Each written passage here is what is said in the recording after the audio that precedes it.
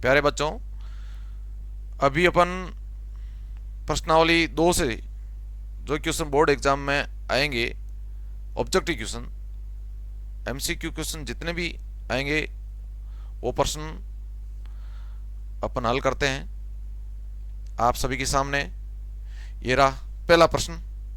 किसी बहुपद px के लिए y बराबर px का ग्राफ जो आपके सामने दे रखा है, ये x x x dash y y dash, graph को देखकर शून्यांकों की संख्या आपको बतानी है।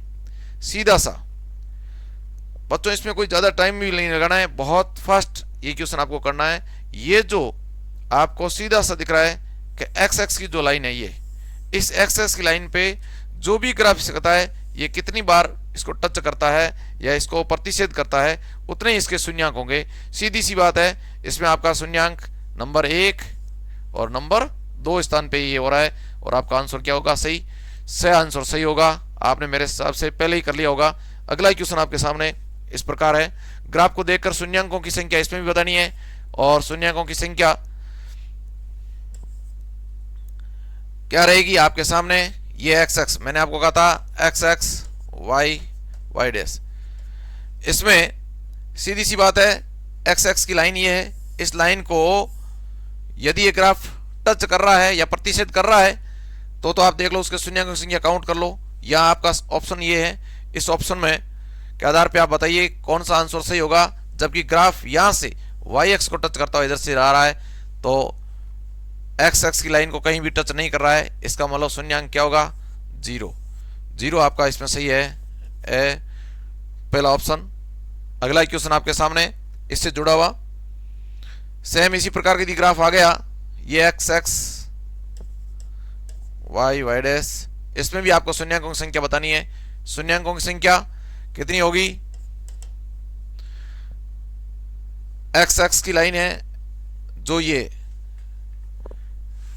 एक्स एक्स पर एक जगह ये टच कर रहा है, यहां एक जगह, तो आपका आंसर रहेगा ये। ऑब्जेक्टिव शायद उल्टे सीधे लिखे गए, इस प्रकार से पढ़ लो। आपका ए और ये ब, या 0 है और या 1, तो आपका ऑप्शन ब सही रहेगा।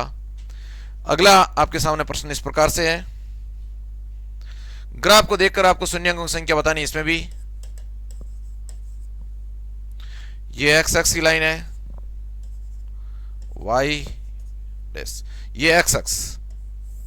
आप इसको एक्स एक्स पर जो आपका ग्राफिक्स है वो कितनी जगह प्रतिच्छेद कर रहा है? सीधी एक जगह।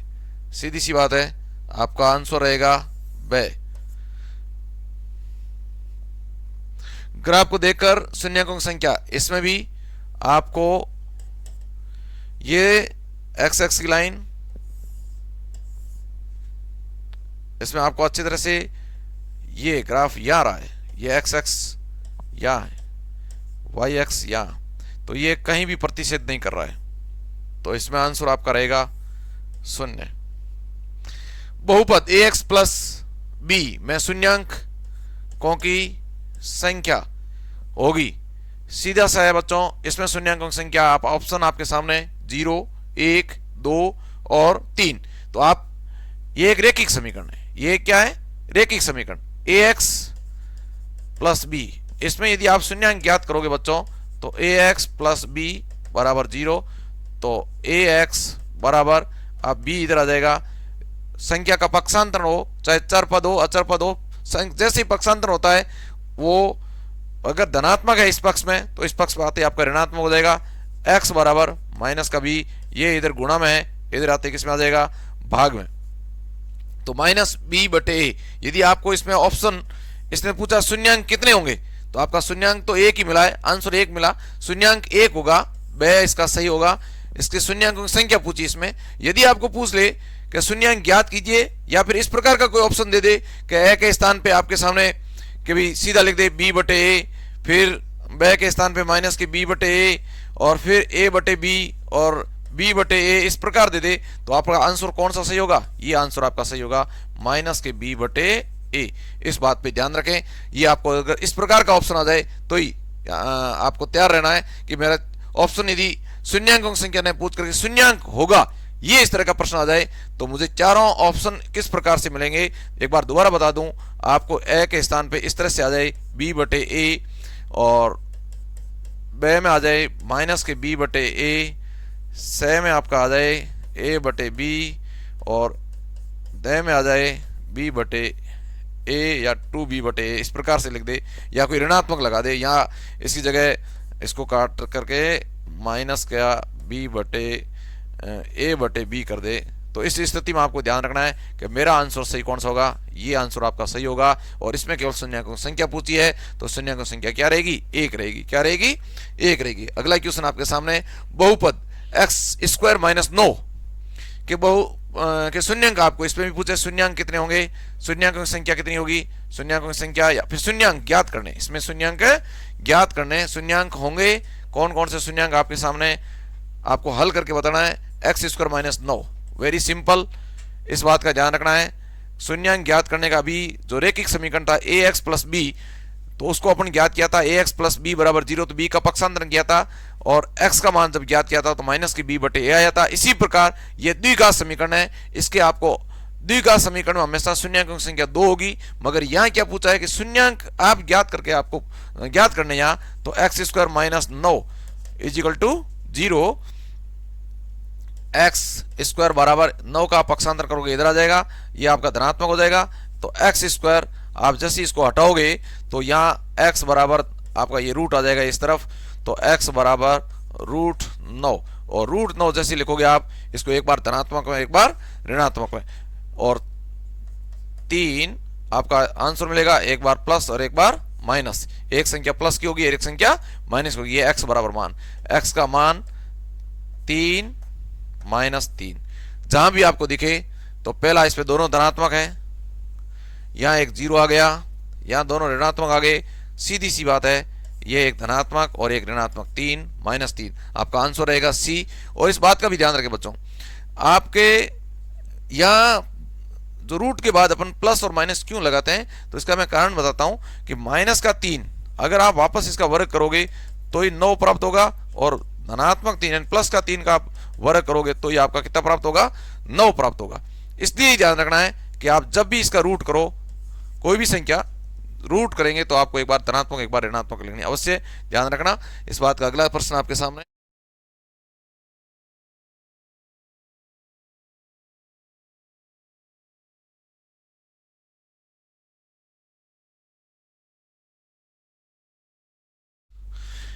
एक द्विघात बहुपद के अधिक से अधिक कितने शून्यंक हो सकते हैं, यानी द्विघात। अभी मैंने बताया था एक्स स्क्वायर माइनस 9 का अपन जो ज्ञात किया था, इसमें आपके कितने शून्यक प्राप्त हुए थे, 2 शून्यक प्राप्त हुए थे, एक्स के मान 3 और माइनस के 3, तो आपके कितने आंसर थे, 2 आंसर थे। तो यही ये पूछा गया है, एक द्विघात बहुपद के अधिक से अधिक कितने शून्यक हो सकते हैं, तो कितने शून्यक होंगे, 10 नहीं हो सकते, 5 नहीं हो सकते, 1 नहीं हो सकता, आपका 2 आंसर सही होगा, इस बात पे ध्यान दें। और हमेशा ये द्विघात पूछ दिया, अगर किसी समीकरण की घात या बहुपद की घात 3 है, x की घात 3 minus 2x square x plus 7, इस तरह का कोई समीकरण दे दे, आपको पूछे इसमें शून्यांकों की संख्या कितनी होगी, तो आपको सीधा जिसकी घात 3 है उसके शून्यांक 3 आपको अवश्य लिखने हैं, जिसकी घात 4 होगी आपको अवश्य लिखना है। और प्रश्न छोटा भी दे सकता है, उसकी घात 4 जिसके शून्यांक 4 होंगे, जैसे शॉर्ट में इस तरह से दे दे x की घात -5 और -7, तो आप इस बात का ध्यान रखना, x की घात -5, इसमें पूछे कि इसके शून्यांक कितने होंगे, तो आपके शून्यांकों की संख्या कितनी लिखनी होगी, 5 लिखनी होगी। कितनी लिखनी होगी, 5 लिखनी होगी। इस बात पर अवश्य ध्यान देना, जितने घातों का बहुपद होगा यानी घातों की संख्या होगी उतने ही उसके शून्यांकों की संख्या होगी, यानी आंसर होंगे। अगला क्वेश्चन, बहुपद x square minus x minus 12 के शून्यांक a और b है, आपको शून्यांक दे दिए a और b है, तो a प्लस b का मान होगा, यानी ये जो आपके सामने बहुपद दे रखा है, इस बहुपद में यानी इसने कह दिया एक शून्यांक a है और दूसरा है आपका b। अब इन a और b दोनों का मान पूछा है a प्लस b, आपके सामने 12 -12 -1 और द ऑप्शन शायद लिखने में भूल रही होगी, तो आप इसमें से आंसर बताने का प्रयास कीजिए, कौन सा आंसर आपका इसमें रहेगा। तो ए प्लस बी, आपने बहुपद का एक समीकरण, जब अपन बहुपद ज्ञात करते हैं तो एक समीकरण है x square minus alpha plus beta x और एल्फा इंटू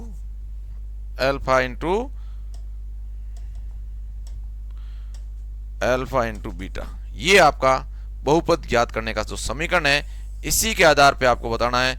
तो यहाँ दोनों, ये शून्यक पूछा है एल्फा प्लस बीटा, ये इस समीकरण से तुलना कीजिए दोनों का। तो एक्स स्क्वायर के स्थान पे देखिए आप, एक्स स्क्वायर है माइनस एल्फा प्लस बीटा, इसके स्थान पे क्या है आप देखिए यहाँ ध्यान से कि यहाँ माइनस आपको जरूरत है तो माइनस यहाँ पड़ा है आपके सामने। इस बात पे अवश्य गौर करना कि यहाँ संख्या इसके स्थान पर माइनस आया हुआ है, माइनस एल्फा प्लस बीटा, उसका मान एल्फा प्लस बीटा का मान धनात्मक है ऋणात्मक है। इस बात पे अपने को केवल ये ध्यान रखना, बाहर का जो चिन्ह है उस बात ध्यान रखना कि ये बाहर का चिन्ह है, ये एक सूत्र का चिन्ह है, बहुपद का चिन्ह। यहाँ बीच की संख्या है, यहाँ मान लो एक है, कोई संख्या आपको यहाँ नजर नहीं आ रही है इसके बीच में, और गुणांक में आपका एक्स लिखा हुआ है plus alpha into beta. Alpha into beta आपका कितना दे रखा है, माइनस के 12।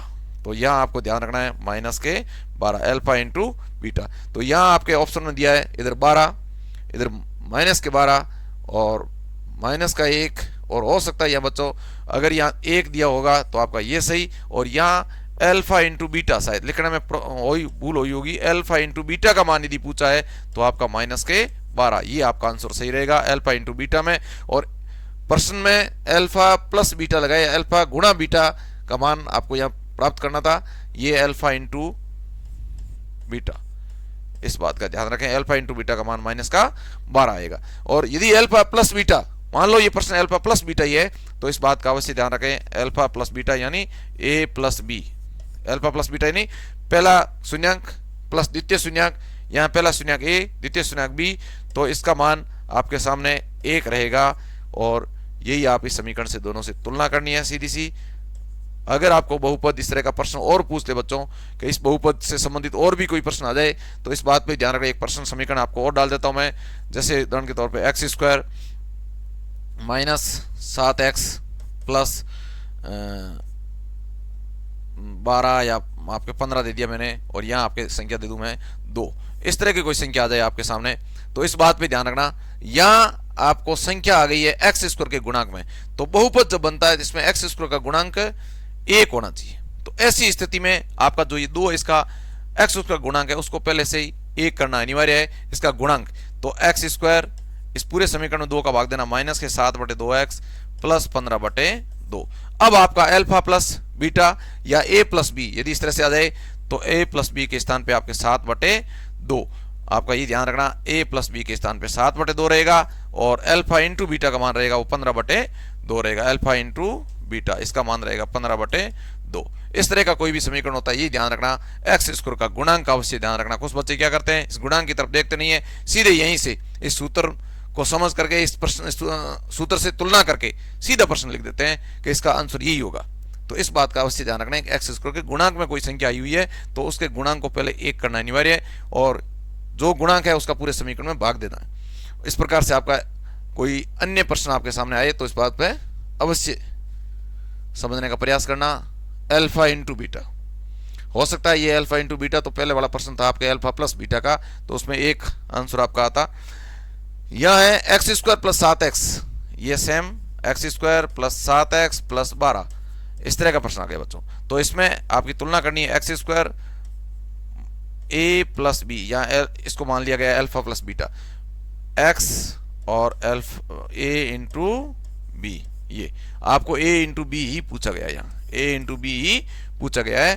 तो एक्स स्क्वायर माइनस आपको यहाँ पर ए प्लस बी के स्थान पर क्या दिया हुआ है, सीधा 7, और लेकिन यहाँ प्लस आ गया। तो ऐसी स्थिति में आपको ध्यान रखना है कि ये 7 है वो अंदर माइनस के रहेंगे, तभी आपका माइनस माइनस क्या होगा बाहर, जो प्रश्न में है आपका प्लस, तब प्लस बन पाएगा। एक्स एल्फा इंटू बीटा, ये आपका संख्या कितनी 12 आपके सामने रखी है, alpha into beta a into b. अब पूछा क्या है अपने को, ए इंटू बी ही आपको पूछा गया है। और यदि इस प्रश्न में ए प्लस बी बच्चों पूछ ले, ए प्लस बी, तो इस बात पे ध्यान रखना माइनस के 7 लिखना। क्या लिखना अपने को, माइनस के 7, यदि ए प्लस बी पूछा जाए, जबकि पूछा क्या है ए गुणा बी, इस स्थिति में आपके सामने क्या रहेंगे 12। ये आपका आंसर सही रहेगा। अगला प्रश्न है आपके सामने, निम्न में से द्विघात बहुपद नहीं है। कौन सा द्विघात बहुपद नहीं है? द्विघात बहुपद नहीं है जिसकी दो घात नहीं है। सीधी सी बात है, आपको इसमें दो घात है, इसकी भी दो घात है, इसमें भी दो घात है, और जबकि इसमें दो घात नहीं है। तो आपका आंसर सीधा सी है। बहुपद नहीं का पूछा है तो आपका कौन सा आंसर रहेगा? द आंसर रहेगा। इस बात में एक और ध्यान रखना, कई बार क्या होता है एक्स स्क्वायर ऊपर दे करके नीचे आपको एक्स स्क्वायर दे दे, ऐसी स्थिति में कट सकता है। एक्स की घात 3 दे दे, नीचे एक्स स्क्वायर दे दे, तो ये एक्स आ सकता है। ये भी घातों का ध्यान रखना, लेकिन इसमें एक सिंपल प्रश्न दे रखा है आपके सामने। ये तो अगला प्रश्न है आपके सामने बच्चों, बहुपद ए एक्स प्लस बी जो एक्स एक्स को कितने बिंदु पर प्रतिच्छेद करता है? यानी रैखिक समीकरण है, कितने बिंदु पर प्रतिच्छेद करेगा? सीधी सी बात है, ए एक्स प्लस बी जो एक्स एक्स को कितने बिंदु पर प्रतिशत करेगा। नहीं, आपको शून्यांक पूछा है। क्या पूछा है? शून्यांक पूछा है। तो इसका मैंने पहले ही प्रश्न में बता दिया था, ए एक्स बराबर माइनस का बी, एक्स बराबर माइनस के बी बटे ए, यानी एक आंसर प्राप्त होता है। ये कितने बिंदु पर प्रतिशत करेगा? एक्स एक्स पर एक बिंदु पर प्रतिशत करेगा। आपके सामने आंसर इसका सी रहेगा। द्विघात समीकरण का मानक रूप, द्विघात समीकरण का मानक रूप अवश्य याद रखना बच्चों। द्विघात समीकरण का मानक रूप, तो द्विघात समीकरण का मानक रूप में सबसे पहले आपके सामने a x x square plus b x plus c, x square plus b x plus c, ये आपका दे रखा है यहाँ। इसमें लिखा b is not equal to 0, जबकि ये आपका द्विघात समीकरण नहीं बन रहा है इसमें। फिर देखा है a x square plus b x plus c, जिसमें a is not equal to 0, और a x square plus b x plus c, इसमें लिखा है c is not equal to 0, बाकी 0 हो सकता है। और इसमें लिखा है एक्स स्क्वायर एक्स प्लस सी, तो ये हो नहीं सकता बच्चों, और ये हो नहीं सकता क्योंकि इसमें सी नॉट इजिकल टू 0 दे दिया। तो अगर सी 0 इससे, और फिर सी के गुणांक में क्या लिख दिया? और एक्स लिख दिया, और जबकि सी नॉट इजिकल टू 0 इससे कोई महत्व नहीं, क्योंकि जब द्विघात समीकरण पूछा तो उसमें ए का मान 0 नहीं होना चाहिए। तो ऐसी पोजीशन कौन सी होती है? इसमें ये एक पोजीशन आती है। इस बात का ध्यान रखना अवश्य, कंफ्यूज नहीं हो जाए कहीं। A x square plus b x plus c, इसमें ये ए बी सी जो वास्तविक संख्या हैं, इसमें a is not equal to 0, a is not equal to 0। इसका अर्थ है कि ए के गुणा में 0 नहीं होना चाहिए। अगर ए के स्थान पर एक्स स्क्वायर का गुणांक 0 नहीं होना चाहिए, एक्स स्क्वायर का गुणांक 0 नहीं होगा। ये इस बात पे ध्यान रखना। क्यों? क्योंकि एक्स स्क्वायर का यदि गुणांक आप इसके गुणांक में यदि 0 लिख दोगे बच्चों, तो ये क्या हो जाएगा? पूरा 0 हो जाएगा। यानी द्विघात समीकरण अपने आप में किस में बदल जाएगा? एक रैखिक समीकरण बदल जाएगा। बी एक्स प्लस सी ही रहेगा, वो मान उधर 0 हो सकता है। इसलिए इस बात का अवश्य ध्यान रखें, एक्स स्क्वायर के गुणांक में जो ए है वो कभी 0 नहीं होगा। तो इसका आंसर आपका कौन सा सही होगा? बी सही होगा। अगला प्रश्न आपके सामने है, बहुपद 4x square minus 4x plus 1 के शून्यंक हैं। शून्यंक आपको पूछे, शून्यंक कौन से होंगे? ये आपको पूछा है 4x square minus 4x plus 1। आपको इसके दो शून्यंक प्राप्त करने, क्योंकि एक्स स्क्वायर की घात आपके सामने सीधी सी पड़ी है, 2 है। आपको इसके शून्यंक ज्ञात करने का तरीका, पहला अल्फा और बीटा दोनों ज्ञात करने का तरीका, एक तो गुणनखंड विधि से अपन ज्ञात कर सकते हैं कि गुणनखंड विधि से कैसे ज्ञात करें। दूसरा आपको बताया हुआ है बी स्क्वायर माइनस 4ac का मान 0 है, तो उसके शून्यंक बराबर भी हो सकते हैं। बी स्क्वायर माइनस 4ac का मान क्या है इसमें चेक कर लो। बी स्क्वायर, बी क्या है? एक्स का गुणांक, तो ये माइनस 4 का स्क्वायर माइनस 4, ये ए का मान, ये 4 और ए का मान कितना है? 4, और सी का मान कितना है? 1, ये गुणांक में। तो 4 का स्क्वायर कितना था बच्चों? 16, 4 चौक 16 और एकम 16, एकम 16, 16 में से 16 घटाओ क्या रह गया? 0। बी स्क्वायर माइनस 4ac का मान बच्चों जब 0 होता है तो आपको 3 स्थिति आपने पढ़ रखी है। बी स्क्वायर माइनस 4ac का मान यदि 0 है तो आपके आंसर यानी दोनों मूल अल्फा बराबर बीटा हो गया, यानी अल्फा और बीटा दोनों बराबर प्राप्त होंगे, और वो वास्तविक, जबकि बी स्क्वायर माइनस 4ac का मान यदि बी स्क्वायर माइनस 4ac का मान 0 से बड़ा है तो दोनों मूल अलग अलग और वास्तविक होंगे, और बी स्क्वायर माइनस 4ac का मान 0 से छोटा है तो काल्पनिक आंसर आपको प्राप्त होंगे। और इस बात पे अवश्य ध्यान रखना कि बी स्क्वायर माइनस 4ac का मान यदि 0 है तो दोनों मूल आपके क्या प्राप्त होंगे, बराबर होंगे, दोनों मूल आपको बराबर प्राप्त होंगे, अल्फा और बीटा दोनों बराबर आंसर रहेंगे। तो दोनों आंसर बराबर क्या रहेंगे, आपने सीधा श्रीधराचार्य सूत्र भी पढ़ रखा है, सीधा माइनस के बी बटे 2a, माइनस के बी बटे 2a, दोनों बी स्क्वायर माइनस 4ac का मान सीधा माइनस के बी बटे 2a पहला और दूसरा भी माइनस के बी बटे 2a। अब अपने पास माइनस का बी, ध्यान रखो ये बी क्या है अपने आप में, ये जो सूत्र है उसमें लिखा है माइनस का 4 और यह पहले से माइनस का 4 है तो माइनस और माइनस के 4 बटे 2a, ए के स्थान पे बच्चों क्या है 4, ए के स्थान पे क्या है 4।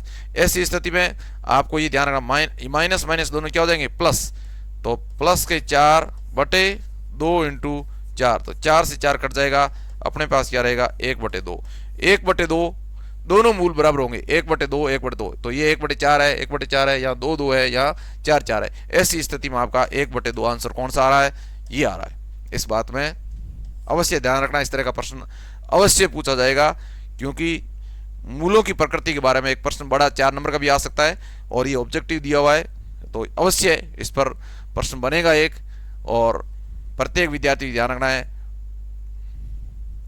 बी स्क्वायर माइनस 4ac का मान इसमें 0 प्राप्त हुआ है, क्या प्राप्त हुआ है 0, अतः इसके मूल है वो माइनस के b बटे 2a, माइनस के b बटे 2a है, और माइनस के b बटे 2a है तो माइनस के यहाँ आपका b का मान क्या है माइनस का 4, तो अवश्य माइनस के 4, और ऑलरेडी यहाँ पहले से सूत्र में भी माइनस है तो आपका माइनस माइनस क्या हो जाएगा प्लस 2a, a का मान कितना है 4, तो 4 से 4 कट गया, क्या रह गया 1 बटे 2। एक बार दोबारा आपको बता दिया गया है। अगला प्रश्न आपके सामने, बहुपद x square plus 3x plus 2 के शून्यकों का योगफल और गुणनफल है।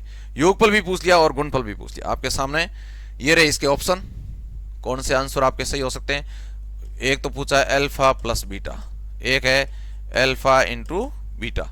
अल्फा प्लस बीटा आपने प्रश्नों को पहले किया है और इसकी जो बहुपद का जो सूत्र है वो भी आपके पास है, तो अल्फा प्लस बीटा क्या रहेगा, किसका गुणांक रहता है ये भी ध्यान रखो, और अल्फा इंटू बीटा किसका गुणांक रहता है, तो इसमें आपने अवश्य अल्फा प्लस बीटा माइनस के बी बटे क्या रहेगा, यहाँ कौन सी संख्या रहेगी आपका ए का एक्स स्क्वायर का गुणांक, एक्स स्क्वायर का गुणांक, और अल्फा इंटू बीटा अचर पद जो है सी, यहाँ जो ये पद रहेगा सी का जो मान होता है, आपने समीकरण को इस तरह से a x square plus b x plus c, ये ए एक्स स्क्वायर इस तरह का जो समीकरण होता है उसमें a x square plus b x plus c, इसमें आपको ध्यान रखना है यहाँ जो अल्फा इंटू बीटा का मान होगा आपका वापस ए सी बटे ए, और ये होगा माइनस के बी बटे ए, तो माइनस के बी बटे ए, तो बी के स्थान पे क्या है यहाँ सभी लिख लो, ए बराबर 1, बी बराबर 3 और सी बराबर आपका है 2, माइनस के बी बटे ए, ध्यान दो पहले alpha, alpha plus beta, alpha plus beta minus के बी 3 बटे ए के स्थान पर क्या है 1, ए के स्थान पर क्या है 1, अल्फा इंटू बीटा सी बटे ए, सी का मान क्या है 2 बटे 1, तो इसका मान बच्चों रह जाएगा माइनस के 3 और इसका मान रह जाएगा 2, तो माइनस के 3 और 2, योगफल पहले पूछा, इस बार का ध्यान रखना, पहले कई बार गुणनफल पहले पूछ लेते हैं और योगफल बाद में पूछते हैं, तो माइनस के 3 और 2 ये आपका आंसर रहेगा, पहला ही आंसर आपका सही रहेगा, माइनस के 3 और 2। इस प्रकार के जितने भी क्वेश्चन आते हैं बच्चों अवश्य थोड़ा ध्यान रखना कि आपके a x square plus b x plus c alpha और अल्फा प्लस बीटा और अल्फा इंटू बीटा यानी योगफल और गुणनफल में अवश्य इस तरह का सूत्र आपको अवश्य याद होना चाहिए। अगला प्रश्न आपके सामने है, यदि द्विघात समीकरण a x square plus b x plus c है, a plus b plus c वास्तविक संख्या है, तो ए का मान क्या है 0 हो सकता है क्या, ये पूछा है इसमें, ए का मान 0, क्या ए का मान 0 नहीं हो सकता, सी का मान 0 नहीं हो सकता, बी का मान 0 नहीं हो सकता। तो इससे संबंधित अभी भी एक प्रश्न बताया था आपको, क्योंकि ये द्विघात समीकरण में a x square plus b x plus c, आप इसमें द्विघात, नाम क्या है इसका, द्विघात समीकरण आप जब लिखोगे तो इसमें द्विघात का अर्थ होता है एक्स स्क्वायर की, एक्स की घात है वो है वर्ग एक्स स्क्वायर, ये बहुत जरूरी है। अगर इसका मान आपने ए का मान यदि 0 कर दिया तो एक्स स्क्वायर सम अपने आप में क्या हो जाएगा, 0 इंटू एक्स स्क्वायर, यानी ये 0 हो जाएगा। तो ऐसी स्थिति में द्विघात समीकरण समाप्त हो जाएगा, द्विघात समीकरण का अस्तित्व नहीं रहेगा, फिर वो रैखिक समीकरण बचा रहेगा अपने पास में। तो इसलिए ए का मान कभी 0 नहीं हो सकता, यानी इसमें आपका बी सही होगा, इस बात पे ध्यान रखना। ये बाकी सब गलत होंगे, इस बात का अवश्य ध्यान रखना। ए 0 होगा तो अस्तित्व समाप्त हो जाएगा, b not is equal to 0 इससे कोई मतलब नहीं है, और c not is equal to कोई 0 नहीं है। ए का मान 0 नहीं हो सकता, इस बात पे ध्यान रखना। A is not is equal to 0, a 0 नहीं हो सकता। अगला प्रश्न आपके सामने, अब आपके खंड ब के प्रश्न है, ये प्रश्न आपको अगले वीडियो में बताए जाएंगे, और बाकी जितने छोटे क्वेश्चन हैं उन छोटे क्वेश्चन एक बार और दौरान कर लेना, और हो सके उतना जल्दी करने का समय भी आपके पास कम बचा हुआ है। ज़्यादा से ज़्यादा प्रश्नों को हल करना, कम टाइम में हल करने का प्रयास रखना, समय के साथ चलना। थैंक यू, धन्यवाद।